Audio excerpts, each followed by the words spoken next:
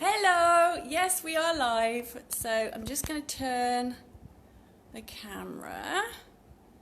And there we are. You can see in the background, this is two drifters. This lovely, beautiful catamaran here. And I'm not sure where it was at the time, but it was somewhere very idyllic. And I'm just waiting for a couple of you to come on board because I do know that my mum wants to watch. Hello, Wendy. So we're just waiting for my mum to pop in. So she's probably getting all of a fluster now, saying, Nigel, where's the button? Okay. Right, well, I'm Debbie Skyrme. Yes, funny name, but that's how you pronounce it. Debbie Skyrme. And I'm in Spain, and my sister is all over the place. She lives on board this beautiful catamaran here that you can just about see in the background with her husband, and they travel all over the world. So I'm going to bring her into the picture now. I will get her to scoot off again later on, so those of you that are joining late will be able to see the catamaran. Hello! But this is Jenevora. And this is the first time she's done a Facebook Live, so it's all a bit strange and a bit new. So, Debbie, please. So, I've not done this before. Jenevora, you can see that we've got 3 people there. Oh, Wendy, are you there? No, she hasn't joined yet, but she... now I can see we've got Maddie online and Laura. Hi! Hello, Maddie and Laura. We've got Wendy, who's in Spain as well. Hi, Wendy. And hopefully, Wendy Sherwood will be going live later as well, so you must catch her. So we've got Maddie there. Hi, Wendy. We're just waiting for my mum. She's probably playing around with her buttons, as she does. Jenevora, this is my sister Jenevora, and she's here specially to... Hola! She's specially here to... Hello, Heather! To share my mum's birthday, her 80th birthday, and she's also called Wendy. So I can see we've got Heather with us. Hi, Heath! Now, Heather follows us on Two Drifters Travel. Yes, she does, doesn't she? She does, and she comments a lot, so it's good to have you with us, Heather. So Heather's my childhood friend, and now is really good buddies with Drifters Travel with Jenevora. Come on, Mum. Yeah, I don't know where she is. She's going, hello, Ferg. Oh, Ferg, you're there. We've Thank got you. Fergus Dunny Pace who's joined us. Now, he is the other half of Two Drifters. Jenevora, just stand up and let's see the boat. So, Ferg, look, we've got 2 drifters in the background here. So, this is the boat. And Ferg is now joining us live. So, that's lovely of him to do that. He's actually in France at the moment. Yes. Okay, Two right. Drifters are on location. My mum is going to have to... Hi, Rachel. And Melissa. Hello, Mrs. Lovely. My mum's going to have to watch on catch-up. She's obviously not the techie whiz that she thought she was. Okay, right, Jenevora. Yes, Debbie? What are you doing in my living room?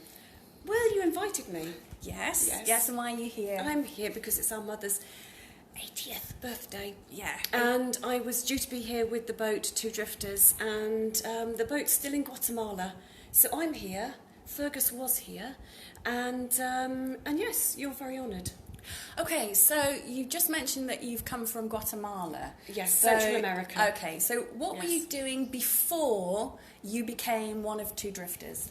I ran a PR agency, specialising in the travel industry. Hi, Alan. And listen to me when I'm talking. Sorry to you. It's very off-putting when you keep on waving at somebody. So... Yes, I was a managing director. I was in board meetings most of the day, meeting clients, travelling the world as well, playing with 5-star hotels and tour operators and things. So, yes, I decided I had enough of promoting everybody else and I wanted to go off and do it myself. Very good. Okay, so that was like 5.5 years ago. It was indeed. And you picked the catamaran up in France? Yes. And where did you go?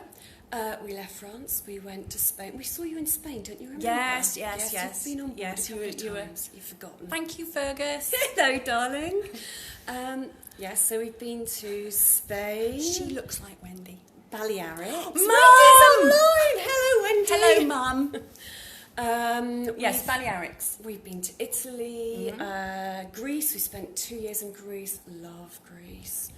And then, for some stupid reason, we decided we'd had enough of Europe, no Brexit at this point involved, and that we would cross the Atlantic. Okay, so how long were you away from land? How long were you at any stage out at sea, away from land? Mandy's just come online. Yeah, Hi, Mandy. We spent probably about 14 days away from land at the longest stretch. We were 3 weeks travelling in total. We called by the Cape Verde Islands. They called it a technical stop on the rally we were on. We called it calling in for a beer and a pizza because 8 days at sea was enough to start with. And then we continued on our way. We had a wonderful crew with us. You can't hear us. Hang on. Can you give me a thumbs up if you can hear me, anybody? Hi, Pilly. Yes. Can you hear me okay? Oh, okay, cool. Wendy, you've got to turn... This is my mum. Message from my mum. Turn it up, dear. Turn up the sound. Turn your hearing aid up, Nigel. Hola, Billy. ¿Qué tal? Hola, Lourdes. ¿Cómo estás? Te echo de menos. Okay, yes, I apologise. So That's you right, had interrupted me. Yeah. Again. So you had your Cape Verde stop. Yes, beer and pizza, and then we continued on our way, and I think probably one of my biggest highlights so far of our journey has been arriving in Barbados. Okay. Now, Heather was asking, what's the magic relationship ingredients for being boat-bound and travelling for so long as a couple? Because you two don't have a lot of space, do you? You're living 24/7 on the catamaran. Yes. You're away from land for weeks at a time. So how do you maintain a good relationship? Ferg, please, put your fingers in your ears now. Ferg's the other half of Two Drifters. He's in France at the moment. I think possibly respect. We have to have respect for each other's space. We have to have respect for authority. We have to have respect for listening to each other, Debbie. Sorry, I don't respect her. And basically, Ferg is my skipper, so I have to respect what he asks me to do. I don't always like it, especially if he tells me we've suddenly got to move an anchorage at a particular time of day or night. Because of safety reasons, I may not like it, but I just have to get on with it. And it's respect. He is the skipper, he is the boss.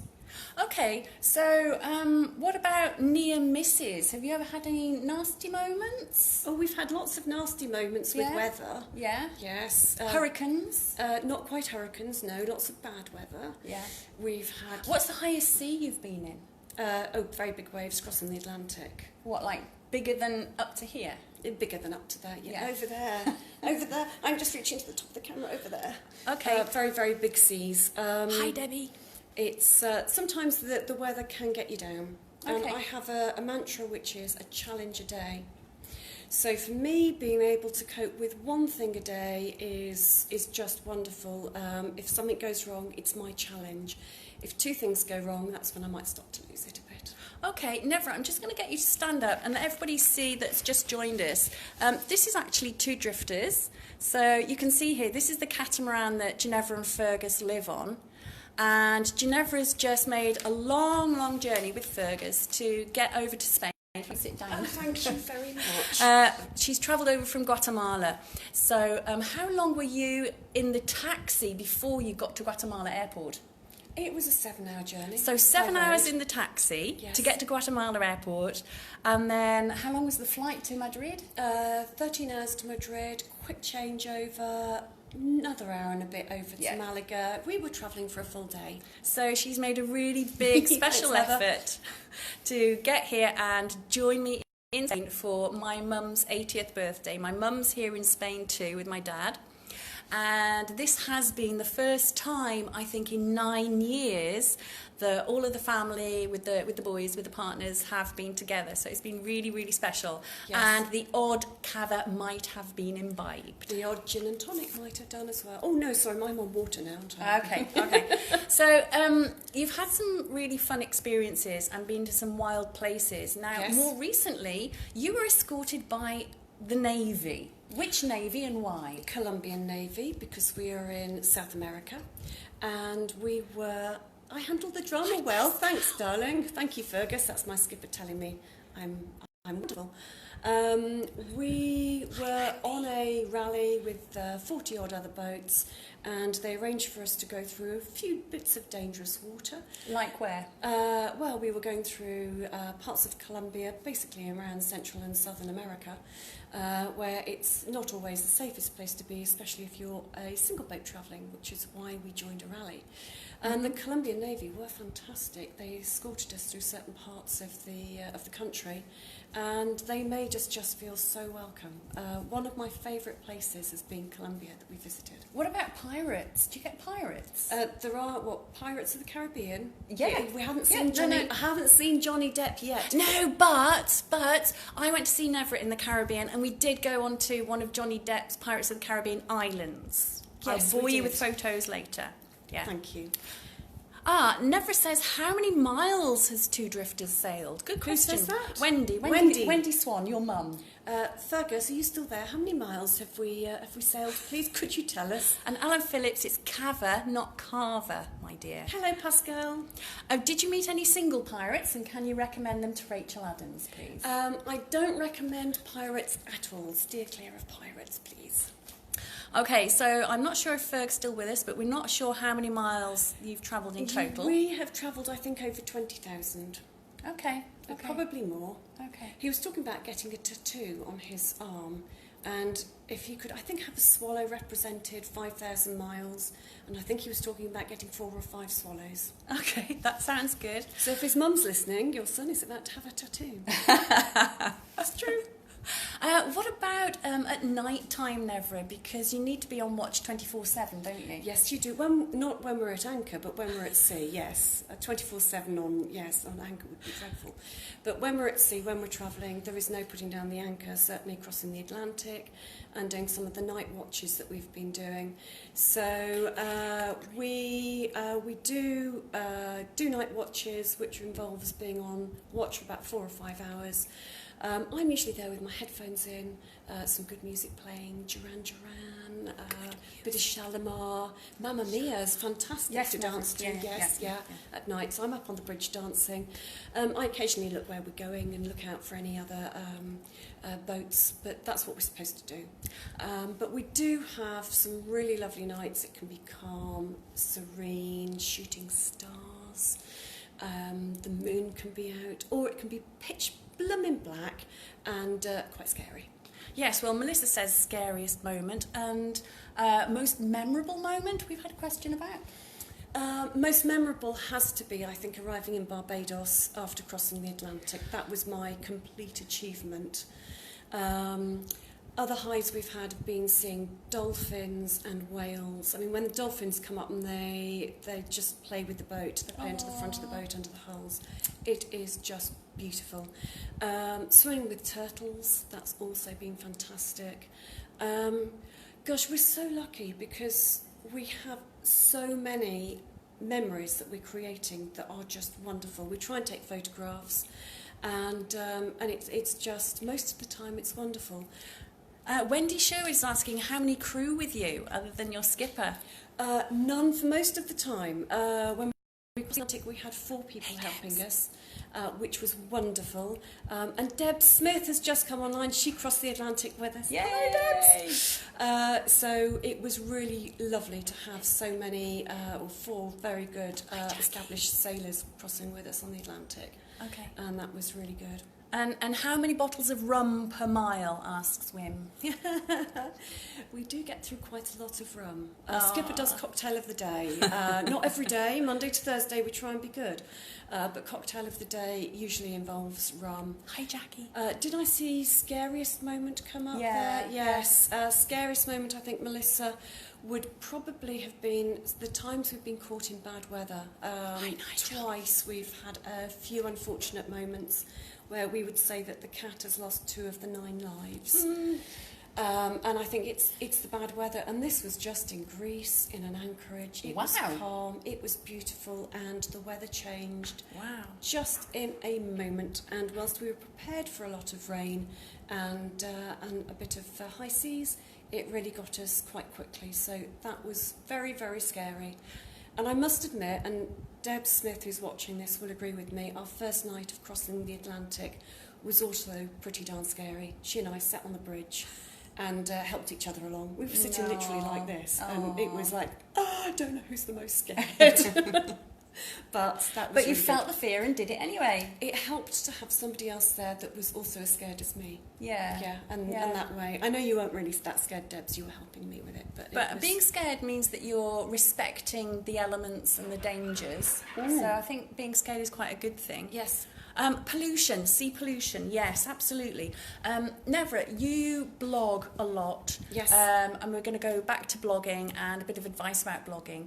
But you wrote the most incredible blog about the pollution, and you haven't been in the sea of plastic, but you have seen the results of pollution and plastic in the sea. I think. Hi, Jenny. And that particular blog actually got picked up in the Daily Mail, and thanks to Nigel for being my PR with that. It was, I think in San Blas we have seen the worst possible plastic pollution. You've got these wonderful, beautiful, idyllic islands, deserted. Think Athena poster. Do you remember Athena? Yes, well, it's like the picture that we had going on behind, which we... Do you want to just stand up and show? So this is two drifters here. And that was in Roatan. Oh, was that was taken in Roatan, was it? Just recently, yes. So this is the kind of environment that Genevora's talking about, and this is now not this particular place, but it's San Blas, wasn't it? San Blas, but very, very similar. Okay, so this is the kind of place that is now ruined by plastic. It's our bottles, it's our fault. We are the ones using it. We are the ones not disposing of it properly. What did you see? Flip-flops and Crocs, mainly. Plastic bottles. It was very obvious that from the plastic bottles we were picking up that these weren't all local rubbish that was in the water. There was a lot that had quite literally sailed across the Atlantic or across the Caribbean and just landed on these beautiful deserted islands. So we picked up as much as we could. We put it in our front lockers of the catamaran.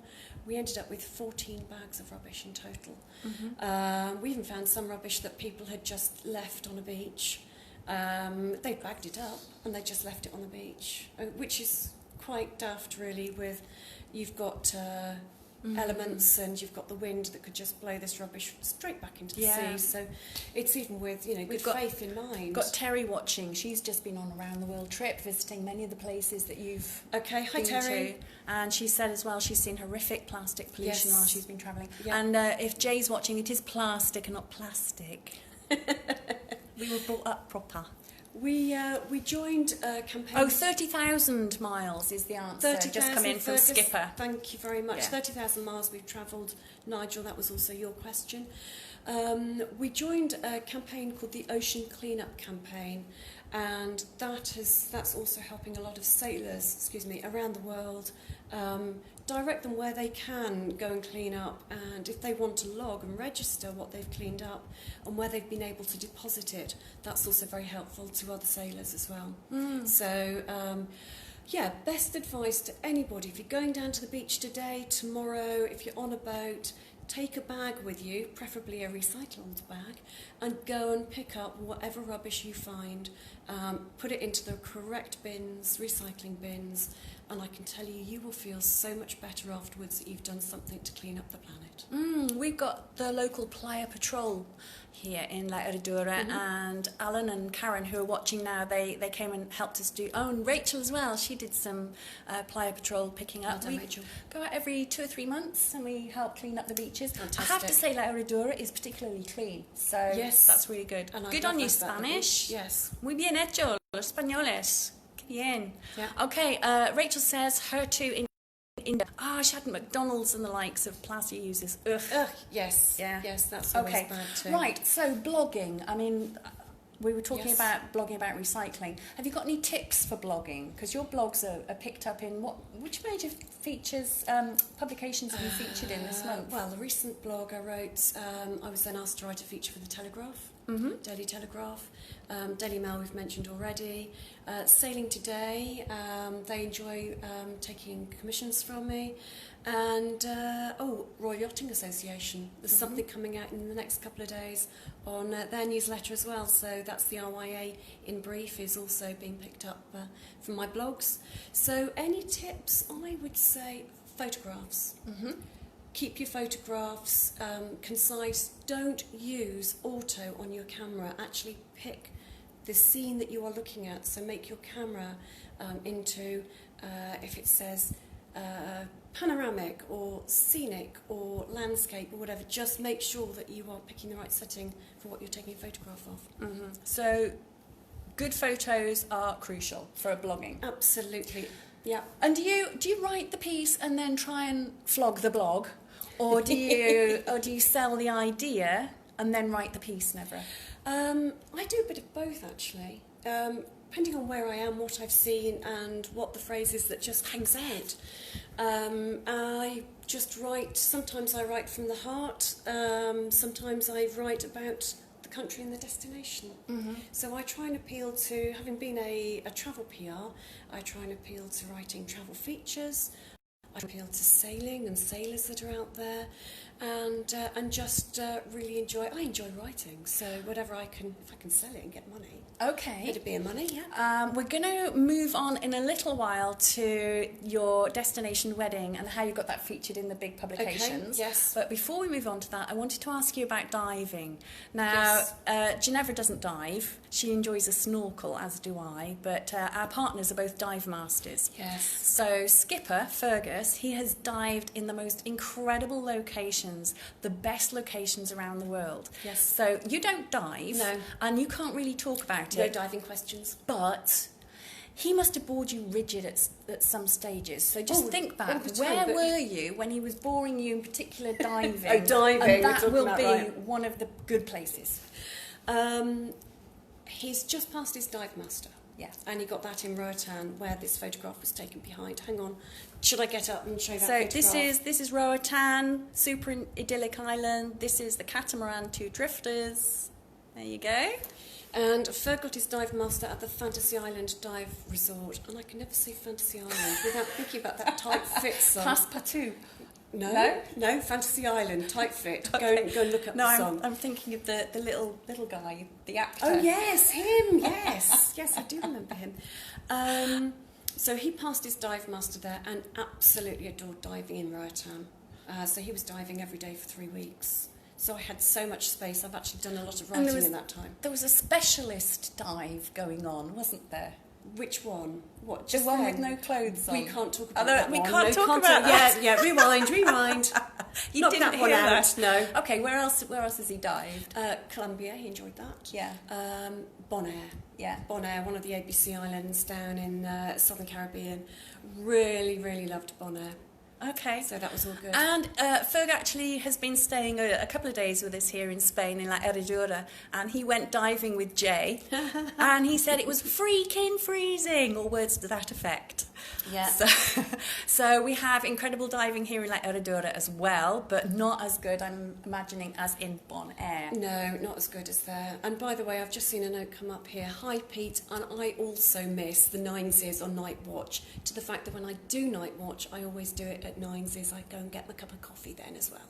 So I think of you then too. Oh, that's lovely. It's so good to have. We've got celebrants, we've got family, we've got sailors, we've got such a lovely mix. Two drifters crew. Isn't that lovely? So it's really exciting. nice.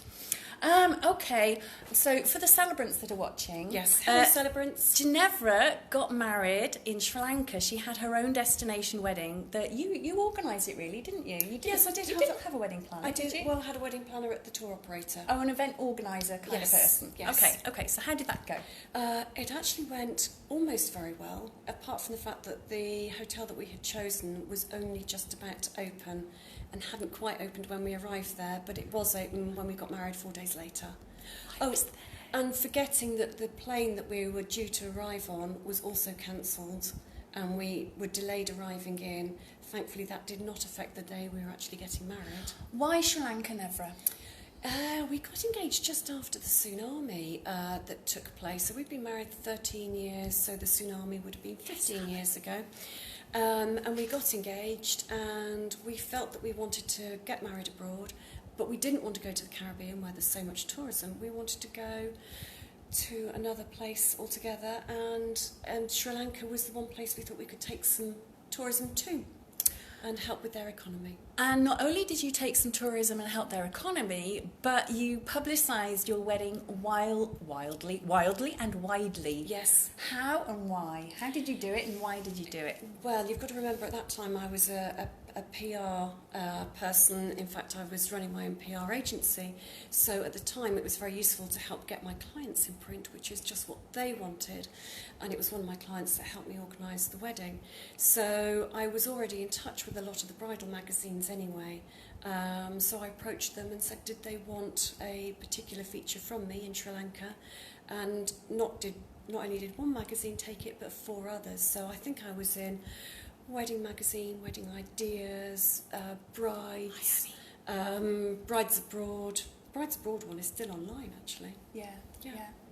Okay, so again, did you flog the blog before? Did you flog the idea before you got married to the to the wedding magazines? Yes, I approached them all beforehand. Some of them wanted me to fill out a questionnaire, just letting me know that these are the sort of things I need to be aware of if I'm writing about it.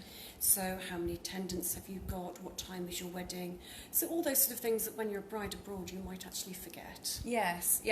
So celebrants, if you're thinking of writing about a real wedding story, you can actually pitch the piece to, who would you go to? The features editor? Features editor is the best person to go to, first of all. So you can pitch the idea, if you know you've got a really good wedding coming up, something different, you can pitch the idea to the features editor of the different magazines before the wedding, and they will then send you a questionnaire, so you can find out all the information you need.